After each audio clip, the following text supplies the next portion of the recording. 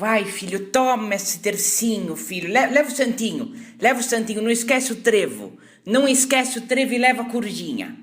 A corujinha, que é bonitinha. A corujinha, leva. Tchau, filho, tchau. Turma, com relação então agora a oi. Eu sou o professor Souto, estamos na aula de ondulatória, continuação, agora falando de comprimento de onda. Então, turma, o que é comprimento de onda? Comprimento de onda é a distância percorrida pela onda num intervalo de tempo chamado período, que é o tempo para uma oscilação completa. Quando você pensa, por exemplo, na velocidade do som no ar, como nós acabamos de ver, a velocidade do som no ar, aproximadamente 340 metros por segundo, certo? Ok. Se eu pego um som da frequência do grave, que também nós já vimos, que a frequência do grave é em torno de 20 Hz, nós vamos medir qual é a distância percorrida pela onda ou em um período de tempo, ou seja, qual é o comprimento de onda do som nessa situação, tá? Nessa circunstância. Então, nós sabemos, primeiro, que a velocidade, né, é igual a comprimento de onda vezes a frequência. Também nós vimos essa fórmula agora. O comprimento de onda será dado por... Vou passar então a frequência dividindo a velocidade. Nós temos velocidade dividido pela frequência. Então eu vou fazer esta conta e já vou desenhar para vocês como é que eu enxergo, onde está esse comprimento de onda, como é que ficaria, tá? Então, vamos lá. Comprimento de onda daria velocidade 340 metros por segundo. Lembrando que 20 Hz é igual a 20 vezes 20 o inverso do segundo, tá? Ó, simplificando o segundo com segundo, nós temos o comprimento de onda em metros, certo? 340, simplificando aqui, dividido por 20, nós temos um comprimento de onda de 17 metros, certo? Então veja, comprimento de onda de 17 metros. Professor, mas e agora, como é que eu represento isso? Lembrando que a onda sonora, ela tem a parte de compressão do ar e a rarefação do ar, e que essa compressão ela pode ser representada por essas franjas, né, vamos dizer assim. Então aqui nós temos a compressão do ar e aqui a rarefação. Então eu chamo de C e R, ok? Se nós temos um ciclo completo, é o seguinte, ó, o ar estava aqui. Aí a onda sonora passa pelas moléculas de ar, fazendo com que elas sofram compressão. Isso vai se propagando, ó, rarefação, compressão. Rarefação, compressão, tá? Então vamos pensar aqui, ó. Um ciclo completo, nós temos uma compressão, certo? E uma rarefação. Quando tivermos a compressão novamente, nós completamos um ciclo. Então, olha, compressão, rarefação. A compressão, né? Então, nós temos aqui um comprimento de onda, certo? Então, o comprimento de onda lambda, que é essa distância, daria aí 17 metros, certo? É esse que é o comprimento de onda do som, ok? Agora vamos ver como é que ficaria o comprimento de onda no caso da luz. Vamos ver como é que a gente desenha isso. Turma, nós vamos pegar aqui então uma frequência da luz visível, que é da ordem de 6 vezes 10 a 14 Hz, isto é, 6 vezes 10 a 14 ciclos por segundo. A velocidade da luz no vácuo aproximadamente 300 mil quilômetros por segundo. Lembrando que o valor mais próximo, ou a melhor medida que já se fez até hoje, é em torno de 299.998, eu também ainda estou aproximando. Então, não é assim tão, esse valor aproximado não é tão distante da medida real, certo? Mas o examinador vai utilizar este valor para você, ok? E aí, o nosso objetivo agora é calcularmos o comprimento de onda da luz. Comprimento de onda da luz. Representado também pela letra lambda, tá? Então, nós vamos fazer velocidade, comprimento de onda vezes a frequência, né? E daí eu tiro novamente que comprimento de onda é velocidade dividido pela frequência. Passei, então, a frequência que estava multiplicando, dividindo. Lembrando que, matematicamente, isso que eu fiz agora é uma simples regra, né? Não é a explicação lógica. Porque o que eu faço aqui é um facilitador. Quando eu falo que estava multiplicando e passou dividindo, é uma regra, que na verdade aqui a equação é uma balança, né? E a gente tem que lembrar que a gente utiliza as regras como facilitadores. Só lembrando, veio na minha mente essa ideia para você lembrar disso. Então, a velocidade da luz eu chamo de c, exatamente pelo conceito dela ser considerada constante. Esse c vem de constante, né? E aí eu utilizo 300 mil quilômetros por segundo, né? Quilômetros por segundo. Mais uma vez a frequência de 6 vezes 10 a 14, né? E como o hertz é o inverso do segundo, nós vamos simplificar aqui, ó, segundo com segundo, que eles estão no denominador. Então nós vamos calcular o comprimento de onda em quilômetros, depois eu vou transformar para metros, tá? Aqui nós temos o comprimento de onda como sendo, ó, 30 dividido por 6, nós sabemos que é 5, certo? Então eu vou escrever aqui, ó, 5, como ele vem acompanhado de 4 zeros, eu já escrevo 5 vezes 10 a quarta. Então, ó, 5 vezes 10 a quarta, ok?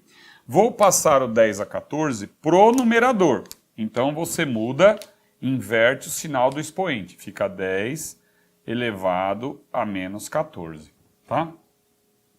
Aqui nós temos um comprimento de onda em quilômetros de... Ó, como é que eu faço? Eu conservo a base e somo os expoentes. Então, tem 10 elevado a menos 10, certo? 10 elevado a menos 10. Isso, quilômetros. Se eu for passar para metro, né, transformar para metro, de quilômetro para metro, o que eu faço? Eu tenho que multiplicar por 1000. Né? Então, multiplicar por 1000, porque 1 quilômetro são 1000 metros. Né? Vou até escrever aqui, ó, 1 quilômetro igual a 1000 metros. Então, para eu transformar de quilômetro para metro, eu multiplico por 1000, por 10 à terceira. Então, nós temos aqui a velocidade em torno de. Quando eu faço 10 elevado a menos 10 vezes 10 à terceira, eu conservo a base e somo os expoentes. Então, nós temos aqui um comprimento de onda de 5 vezes 10 a menos 7 metro, tá? Que, na verdade, seria isso aqui, né? Se a gente for traduzir isso daqui, é 0,1, 2, 3, 4, 5, 6, 7. Então, quer dizer, o comprimento de onda da luz nessa faixa de frequência, olha a ordem de grandeza aí, comparado com o som. O som tinha dado no cálculo passado 17 metros. O que eu vou fazer agora? Eu vou fazer um desenho aqui mostrando o que é este comprimento de onda, no caso da onda eletromagnética, que é a onda transversal, porque o desenho passado eu fiz com onda longitudinal, tá? Agora, esse desenho é da onda transversal, tá? É aquele gráfico parecido com a função seno, né? Eu vou mostrar aqui. Turma, no caso da luz e o som, eu vou refazer o desenho do som, para você ver. No caso da luz, que é uma onda transversal, onde a direção de propagação ela é perpendicular à direção. A direção de vibração ela é perpendicular à direção de propagação. Então nós teríamos um desenho desse, visto que a onda vai andando para lá, né, e ela vai vibrando. Então se eu junto essa vibração com esse deslocamento, nós temos esse desenho. Tá? A medida anterior do comprimento de onda da luz é esse comprimento de onda. Para você memorizar, você pensa que cada ponto desse é chamado de crista da onda. Então, nós temos, primeiramente, você pode pensar que o comprimento de onda é a distância entre duas cristas, tá? Ou a distância entre dois vales. Aqui é chamado de vale, ok? Então, essa daqui, esse também é o comprimento de onda, tá? Fazendo um traçado aqui, ó, né? Nessa parte da onda aqui, nós temos que você pode considerar também o comprimento de onda, né, pensando numa oscilação completa, tá? Nessa oscilação completa, ó, nós temos aqui também o comprimento de onda. E o tempo para que ela percorra esse comprimento de onda é o período, tá? No cálculo passado, nós vimos que o comprimento de onda era 0,000005, né, metro. Um comprimento bem pequeno, tá? E essa era a faixa da luz visível. O som, que é uma onda longitudinal,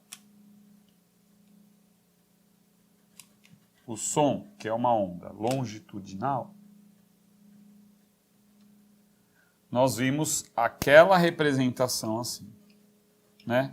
Da parte de compressão e da parte de rarefação. Da parte de compressão e da parte da rarefação. Tá? Aqui, que é a parte de compressão, e aqui a parte de compressão. E a rarefação, que é essa parte aqui, que é aquela oscilação que eu mostrei para vocês na propagação. O que acontece é que essa distância aqui tinha dado em torno de 17 metros, tá? Então, mais uma vez, o comprimento de onda, no caso do som, é a medida entre duas zonas de compressão, tá? Do ar. Então, é essa ideia aqui. Então, precisa tomar um cuidado, mas se você for representar uma onda por aqui, se você for traduzir isso para esse desenho representativo, até pode fazer. Mas não pode esquecer que entre essas duas compressões é que é o comprimento de onda. E não aqui, como muita gente às vezes confunde, tá? Então, é isso. Turma, então só para finalizar essa aula, nós temos aqui um exercício, né? Isso daqui é uma situação real, de medida, em que um barco indo da África para o Rio de Janeiro, né, com o funcionamento de um aparelho chamado sonar, ele emite ondas sonoras, que é ultrassom, que atravessa a água do mar, né, vem e volta, reflete no fundo do mar, e a partir daí, esse barco, ele mediu 11 quilômetros de profundidade, tá? E, por curiosidade, essa região fica entre a África e o Rio de Janeiro.